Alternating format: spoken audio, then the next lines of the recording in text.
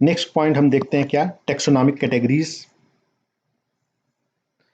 तो taxonomic categories की बात करें तो मेनली 7 मेन टेक्सोनॉमिक कैटेगरीज हैं। क्या क्या? किंगडम, डिवीजन और phylum, class, order, family, genus, species. Animal kingdom में फाइलम यूज होता है, प्लांट किंगडम में डिवीजन यूज होता है। तो ये मेनली 7 टेक्सोनॉमिक कैटेगरीज हैं।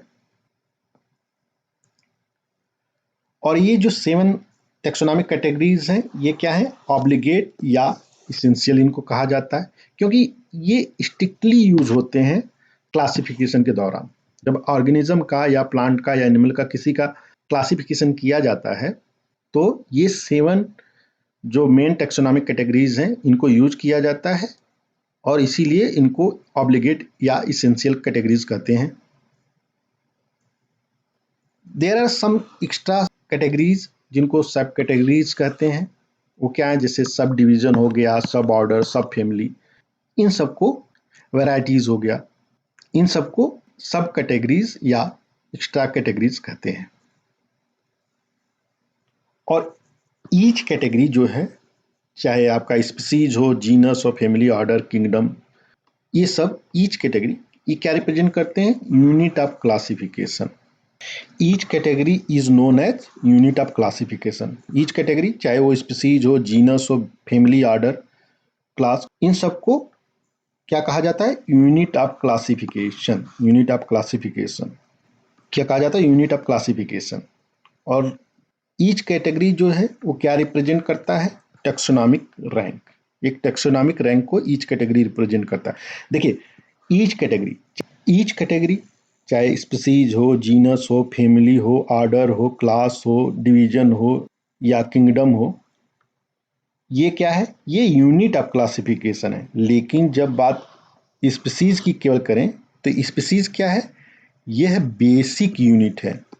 यह है बेसिक यूनिट ऑफ क्लासिफिकेशन है। ठीक है, स्पीसीज जब आपसे ये पूछा जाए कि बेसिक यूनिट ऑफ क्लासिफिकेशन क्या है तो क्या है, स्पीसीज। और केवल यूनिट ऑफ क्लासिफिकेशन पूछा जाए तो ईच कैटेगरी, चाहे वो स्पीसीज हो, genus, family, order, class, division, phylum, division और फाइलम और किंगडम। तो ये सारे जो ऑब्लिगेट इसेंशियल कैटेगरीज हैं ये सारे यूनिट ऑफ क्लासिफिकेशन है, लेकिन स्पीसीज जो है वो बेसिक यूनिट ऑफ क्लासिफिकेशन है। और ईच कैटेगरी को टैक्सॉन भी कहा जाता है। मतलब each category is known as a taxon. Taxon singular है और टैक्सा प्लूरल है। टैक्सोनॉमिक कैटेगरी को असेंडिंग या डिसेंडिंग ऑर्डर में अरेंज किया जाता है। यहाँ पे देखिए असेंडिंग ऑर्डर में है टेक्सोनॉमिक कैटेगरीज को, असेंडिंग ऑर्डर में यहाँ पे रिप्रेजेंट किया गया है। आप एनसीईआरटी में देखिए, स्पीसीज से genus, family, order, class, division, kingdom. तो यहाँ पे देखिए असेंडिंग ऑर्डर में रिप्रेजेंटेशन किया गया है। तो ये एक हायरार्ची दिखाता है, तो इसलिए इसको क्या कहते हैं, टेक्सोनॉमिक हायरार्ची करते हैं, क्योंकि ये हायरार्चियल अरेंजमेंट है। तो अगर इस हायरार्ची को देखें तो सबसे स्मॉलेस्ट क्या है, स्पीसीज, और सबसे लार्जेस्ट क्या है, किंगडम। स्पीसीज ये आपका बेसिक यूनिट ऑफ क्लासिफिकेशन है, ये सबसे स्मॉलेस्ट है। तो टेक्सोनॉमिक कैटेगरी से रिलेटेड एक ये चार्ट है जो कि आपके क्लास 11th की बुक में दिया हुआ है। आप इसको याद कर लीजिए, ये इम्पॉर्टेंट है। आप इसको देखिए, इसमें कुछ पॉइंट ही इम्पॉर्टेंट है उसको देखने के लिए। देखिए इसमें मैन का, हाउस फ्लाई, मैंगो, वीट, इसका नॉमेनक्लेचर दिया गया है। मतलब इनका कैटेगरी, इनका टेक्सोनॉमिक कैटेगरीज दिया हुआ है। तो बायोलॉजिकल नेम क्या है, जैसे ये होमोसैपियंस हुआ, मस्का डोमेस्टिका हुआ, मैंगीफेरा इंडिका हुआ, टिटिकम एस्टिवम हुआ। ये आपको ये पार्ट आपको याद करना पड़ेगा। दूसरा, अगर मैन की बात करें तो आपको सारा याद ही रहेगा, केवल फैमिली आपको याद कर लीजिए कि इसका फैमिली क्या है, होमिनिडी है। आप ये शायद भूल जाएं। और इसी तरह अगर हाउस फ्लाई की बात करें तो इसका नाम आपको याद रहेगा, तो बाकी चीज़ें आपको मस्का याद रहेगा, आपको ये याद रहेगा, इंसेक्टा याद रहेगा, आर्थ्रोपोडा याद रहेगा। आप बस इसका ऑर्डर जो है डिप्टेरा, ये याद कर लीजिए। मैंगो की बात है तो आपको डाइकोटिलीडोनी और एंजियोस्पर्मी ये तो याद रहेगा, मैंगीफेरा भी याद ही रहेगा। फैमिली का एनाकार्डियेसी और ऑर्डर सेपिनडेल्स, ये 2 पॉइंट याद कर लीजिए। टिटकम एस्टिवम में, और अगर बात व्हीट की होती है तो आपको ये तो याद रहेगा, मोनोकॉट है ये भी याद रहेगा, एंजियोस्पर्मी है ये भी याद रहेगा। पोएसी फैमिली ये याद कर लीजिए, अगर पोएसी याद है तो पोएल्स। तो आप देखिए मेनली इस कैटेगरी, इस चार्ट से आपको ये बायोलॉजिकल नेम याद करना है, और अगर मैन की बात है तो केवल फैमिली याद कर लीजिए।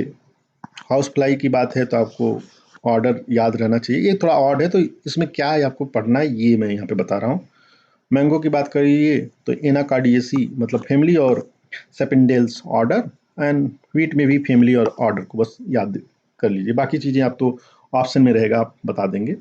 तो ये टेबल आपका दिया हुआ था इसलिए मैंने यहाँ पे मेंशन कर दिया कि टेक्सोनॉमिक कैटेगरीज दिया हुआ है, उसमें ये जो कॉमन फोर ऑर्गेनिज्म में कहाँ कहाँ बिलोंग करते हैं उसी से रिलेटेड है। आपको बस ये कुछ पॉइंट याद कर लीजिए, तो आपको ऑब्जेक्टिव टाइप क्वेश्चन जब सॉल्व करेंगे तो मेनली इन्हीं से क्वेश्चन पूछा जाता है, तो आप कर लेंगे। नेक्स्ट देखते हैं टेक्सोनॉमी एंड सिस्टमैटिक्स। तो टेक्सोनॉमी एंड सिस्टमैटिक्स में एक इम्पॉर्टेंट पॉइंट है, उसको यहाँ पे देख लीजिए। जो टर्म टेक्सोनॉमी है उसको किसने प्रपोज किया था? एपीडी कैंडोले ने। और सिस्टमैटिक्स की बात करें तो उसको किसने प्रपोज किया था? लीनियस ने। बायोडाइवर्सिटी की स्टडी को ही टेक्सोनॉमी कहते हैं। ये सिंपल डिफिनेशन में बता रहा हूँ कि एक बेसिक डिफरेंस है टेक्सोनॉमी और सिस्टमैटिक्स को, उसी हम यहाँ पे समझते हैं। Study of biodiversity is known as taxonomy. Biodiversity क्या होती है? मैंने बताया कि डिफरेंट टाइप के जो ऑर्गेनिज्म होते हैं एक गिवन जियोग्राफिकल एरिया में, उसी को बायोडाइवर्सिटी कहते हैं, और इसी बायोडाइवर्सिटी की स्टडी को क्या कहते हैं? टेक्सोनॉमी। और टेक्सोनॉमी की यूनिट क्या है? स्पीसीज। क्योंकि एक गिवन एरिया का बायोडाइवर्सिटी आप देख रहे हैं तो आप क्या देख रहे हैं? आप देख रहे हैं कि कितने डिफरेंट टाइप की स्पीसीज हैं उस गिवन एरिया में, तो यूनिट क्या होगा? स्पीसीज। लेकिन जब हम सिस्टमैटिक्स की बात करते हैं तो ये क्या है? Study of diversity of living beings. अब ये देखिए दोनों एक्चुअली बायोडाइवर्सिटी है, लेकिन यहाँ पे diversity of living beings, diversity of living beings, हम यहाँ पे स्पीसीज देख रहे हैं। ऐसा नहीं है कि सिस्टमैटिक्स में आप स्पीसीज नहीं देखते हैं, लेकिन यहाँ पे यूनिट पॉपुलेशन हो जाती है। एक स्पीसीज की एक पॉपुलेशन है, दूसरे स्पीसीज की दूसरी पॉपुलेशन है, तीसरी स्पीसीज की तीसरी पॉपुलेशन है। तो यहाँ पे हम डिफरेंट स्पीसीज में जो डाइवर्सिटी है उसको देखते हैं। एक्चुअली सिस्टमैटिक्स में इंटर रिलेशनशिप को भी देखा जाता है कि वो स्पीसीज कैसे, एक स्पीसीज दूसरे स्पीसीज से कैसे इंटर रिलेटेड है, इसको भी सिस्टमैटिक्स में देखा जाता है। तो बोथ चाहे टेक्सोनॉमी हो या सिस्टमैटिक्स हो, both characterization, identification, classification and nomenclature of organism को डिफाइन करते हैं, एक्सप्लेन करते हैं। चाहे टेक्सोनॉमी हो चाहे सिस्टमैटिक्स हो, वो किसी ऑर्गेनिज्म का कैरेक्टराइजेशन किया जाता है, आइडेंटिफिकेशन किया जाता है, क्लासिफिकेशन किया जाता है या नॉमेनक्लेचर किया जाता है। ये सब दोनों में चाहे टेक्सोनॉमी और सिस्टमैटिक्स में कॉमन है। लेकिन सिस्टमैटिक्स में एक चीज एक्स्ट्रा इंक्लूडेड होता है, वो होता है इंटर रिलेशनशिप, इवोल्यूशनरी रिलेशनशिप या अफिनिटी जिसे हम कहते हैं, कि एक स्पीसीज कैसे इवॉल्व हुई है, इसका अपने इन्वायरमेंट से कैसा इंटरेक्शन है, या एक स्पीसीज जो एक पॉपुलेशन बनाती है वो पॉपुलेशन दूसरे पॉपुलेशन से कैसे इंटर रिलेटेड है या कैसे इवॉल्व हुआ है थ्रू टाइम कोर्स। तो ये सब चीज़ें इनकॉर्पोरेटेड होता है सिस्टमैटिक्स में। तो इंटर रिलेशनशिप अफिनिटी जो है ये सिस्टमैटिक्स में इनकॉर्पोरेटेड है, जबकि ये टेक्सोनॉमी में मिसिंग है। एक नया टर्म भी यूज होता है जिसको बोलते हैं न्यू सिस्टमैटिक्स। इसको किसने दिया था? इसको जूलियन हक्सले ने दिया था। न्यू सिस्टमैटिक्स को नियो सिस्टमैटिक्स और बायो सिस्टमैटिक्स कहते हैं। एक्चुअली इसमें सब कुछ इन्वॉल्व है, ये सबसे एडवांस है। न्यू सिस्टमैटिक्स जो है सबसे एडवांस है। इसमें आप inter relationship, evolutionary relationship, environmental relationship and developmental processes, everything इसमें इन्वॉल्व है। तो टेक्सोनॉमी आप कहिए कि बेसिक है, सिस्टमैटिक उससे एडवांस है, और न्यू सिस्टमैटिक्स या न्यू सिस्टमैटिक्स, बायोसिस्टमैटिक्स जो है ये सबसे एडवांस है। चलिए नेक्स्ट जो है टैक्सोनॉमिक एड्स को देखते हैं। नेक्स्ट टैक्सोनॉमिकल एड्स को देखते हैं। टैक्सोनॉमिकल एड्स क्या है? ये सर्टेन प्रोसीजर और टेक्निक्स हैं जो कि यूज होते हैं किसके लिए? इंफॉर्मेशन को स्टोर और प्रिजर्व करने के लिए। साथ ही साथ स्पेसिमेन को भी ये स्टोर या प्रिजर्व करते हैं। जब भी नॉमेनक्लेचर किया जाता है तो कुछ, फॉर एग्जांपल प्लांट नॉमेनक्लेचर करते हैं या एनिमल नॉमेनक्लेचर करते हैं तो कुछ स्पेसिमेन को प्रिजर्व किया जाता है, तो उसके लिए डिफरेंट प्रोसीजर एंड टेक्निक्स हैं, उन्हीं को टैक्सोनॉमिकल एड्स कहते हैं। पहला क्या है? हर्बेरियम। हर्बेरियम में क्या होता है? प्लांट स्पेसिमेन स्टोर किए जाते हैं और उनसे रिलेटेड इंफॉर्मेशन, मान लीजिए एक प्लांट है, उसे स्पेसिमेन के रूप में स्टोर किया जाएगा कहाँ? हर्बेरियम में। लेकिन उस प्लांट स्पेसिमेन के इंफॉर्मेशन को भी हर्बेरियम में स्टोर किया जाता है। वो इंफॉर्मेशन क्या होगा कि उस प्लांट का सिस्टेमिक नेम क्या है, उस प्लांट का साइंटिफिक नेम क्या है, उस प्लांट का क्लासिफिकेशन क्या है, उस प्लांट को किसने डिस्कवर किया है, मतलब किस साइंटिस्ट ने डिस्कवर किया है, ये सारा डिटेल जो है हर्बेरियम शीट पे प्रिजर्व होता है। हर्बेरियम शीट का जो स्टैंडर्ड साइज है वो क्या होता है? 11.5 into 16.5 inches. Next taxonomical add क्या है? Botanical garden. इसमें भी प्लांट को ग्रो किया जाता है आइडेंटिफिकेशन पर्पज के लिए। हर्बेरियम में तो आपका प्लांट जो है ड्राइड फॉर्म में होता है, किल किया जाता है, मतलब वो डेड होता है। लेकिन अगर हम बोटेनिकल गार्डन की बात करें तो इसमें प्लांट जो प्लांट होते हैं वो लिविंग होते हैं, मतलब वो लिविंग प्लांट है। और हर्बेरियम में हम प्लांट्स के ट्विग होगा उनको तोड़ के उनको प्रेस करके बनाते हैं। तो एक अंतर ये है कि यहाँ पे डेड स्पेसिमेन होता है, यहाँ पे आपका ये लिविंग स्पेसिमेन होता है। जो सबसे फेमस बोटेनिकल गार्डन है वो कहाँ है? क्यू, इंग्लैंड में, और इंडिया में Indian botanical garden, Howrah, India, ये है। म्यूजियम को भी यूज किया जाता है टैक्सोनॉमिकल एड के रूप में। जनरली इनको कहाँ हम सेट करते हैं? एजुकेशनल इंस्टीट्यूट्स में सेट करते हैं, सेंट्रल यूनिवर्सिटीज़ में सेट करते हैं। वहाँ क्या होता है? म्यूजियम में डिफरेंट आप देखेंगे एनिमल, प्लांट, ये सब स्टोर होते हैं, प्रिजर्व होते हैं, और इनको स्टोर करने के लिए जार्स, इन सब में प्रिजर्वेटिव भी यूज किया जाता है क्योंकि इंसेक्ट, बैक्टीरिया या फंगस का इन्फेक्शन न हो और स्पेसिमेन सलामत रहे। नेक्स्ट जूलॉजिकल पार्क्स हैं। जूलॉजिकल पार्क्स में भी आइडेंटिफिकेशन पर्पज के लिए वाइल्ड एनिमल को रखा जाता है और इनको आइडेंटिफिकेशन पर्पज के लिए रखा जाता है। ये वाइल्ड एनिमल्स होते हैं। फेमस जूलॉजिकल पार्क की बात करें तो क्रूगर है साउथ अफ्रीका में, और नेशनल जूलॉजिकल पार्क जो है वो दिल्ली, इंडिया में है। और नेक्स्ट टैक्सोनॉमिकल एड की बात करें तो टैक्सोनॉमिक कीज ये बहुत इंपॉर्टेंट है। एक्चुअली टैक्सोनॉमिक की जो होता है वो कैरेक्टर होते हैं, ये एक पेयर बनाते हैं जिनको कपलेट कहा जाता है।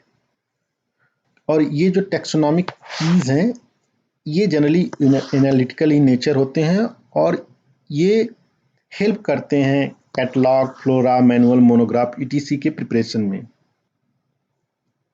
और ये कैटलॉग, फ्लोरा, मैनुअल, मोनोग्राफ, ये जो 4 टाइप की बुक्स हैं ये भी टैक्सोनॉमिकल एड्स हैं जो कि क्या प्रोवाइड करते हैं? इंफॉर्मेशन प्रोवाइड करते हैं। किसके बारे में इंफॉर्मेशन? एक स्पीसीज के बारे में, एक एरिया के स्पीसीज के बारे में। ये इंफॉर्मेशन प्रोवाइड करते हैं एक स्पीसीज के बारे में जो कि एक एरिया में पाया जाता है। मतलब कि ये जो भी बुक्स हैं, चाहे कैटलॉग हो, फ्लोरा हो, मैनुअल हो, मोनोग्राफ, ये किसी एरिया में पाए जाने वाले स्पीसीज के इंफॉर्मेशन को प्रोवाइड करते हैं। बस ये पॉइंट आप याद रखिए। कैटलॉग क्या है? ये एक सिंपली एक लिस्टिंग है, और ये लिस्टिंग एक ऑर्गेनाइज्ड लिस्टिंग है, मतलब एक ऑर्गेनाइज्ड मैनर में लिस्टिंग किया जाता है सभी स्पीसीज का जो कि एक एरिया में पाए जाते हैं, उसी को कैटलॉग कहते हैं। और इसका क्या मतलब हुआ कि यह एक सिस्टमैटिक लिस्ट है, किसका? नेम्स का, बुक्स का, पब्लिकेशन, पिक्चर्स, ऑथर्स, इन सब का। तो ये कैटलॉग हुआ। फ्लोरा क्या है कि ये एक्चुअल अकाउंट है। फ्लोरा क्या है एक्चुअली, ये क्या कंटेन करता है, ये एक्चुअली हैबिटेट और डिस्ट्रीब्यूशन ऑफ प्लांट्स उसके बारे में बताता है। किसी गिवन एरिया का, चाहे फ्लोरा हो, चाहे कैटलॉग हो, मैनुअल, मोनोग्राफ, ये सारे के सारे इंफॉर्मेशन प्रोवाइड करते हैं एक गिवन एरिया में पाए जाने वाले स्पीसीज के बारे में। ठीक है, तो फ्लोरा जो है एक्चुअली ये हैबिटेट और स्पीसीज मतलब प्लांट स्पीसीज के डिस्ट्रीब्यूशन के बारे में जो इंफॉर्मेशन है उसको प्रोवाइड करता है। फ्लोरा फ्लावर मतलब प्लांट, आप ऐसे कोरिलेट कर सकते हैं। Next manuals. मैनुअल्स क्या होता है? मैनुअल्स ये इंफॉर्मेशन प्रोवाइड करते हैं किसके लिए? For identification of names of species found in an area. और मोनोग्राफ्स क्या हैं? ये इंफॉर्मेशन कंटेन किए होते हैं किसी एक टैक्सॉन के बारे में, एक एरिया में पाए जाने वाले किसी एक टैक्सॉन के बारे में ये इंफॉर्मेशन लिए हुए होते हैं। तो मेनली आप ये देखिए कि मेनली ये चारों जो हैं ये एक एरिया में पाए जाने वाले स्पीसीज की इंफॉर्मेशन को ही बताते हैं। तो मेनली आपको यही सब यहाँ पढ़ना है। तो इस चैप्टर में इतने इम्पॉर्टेंट पॉइंट्स हैं जो आपको कवर करने हैं इस चैप्टर में, लेकिन आप इनको डिटेल में देखना चाहते हैं, इन सब टॉपिक्स को डिटेल में समझना चाहते हैं, तो इन सब के लेक्चर्स के लिंक मैं डिस्क्रिप्शन में प्रोवाइड कर दूंगा, आप वहाँ जाके देख लीजिएगा, समझ लीजिएगा। लाइक, शेयर और सब्सक्राइब करें स्टडी क्लिक को। थैंक यू, धन्यवाद, जय हिंद।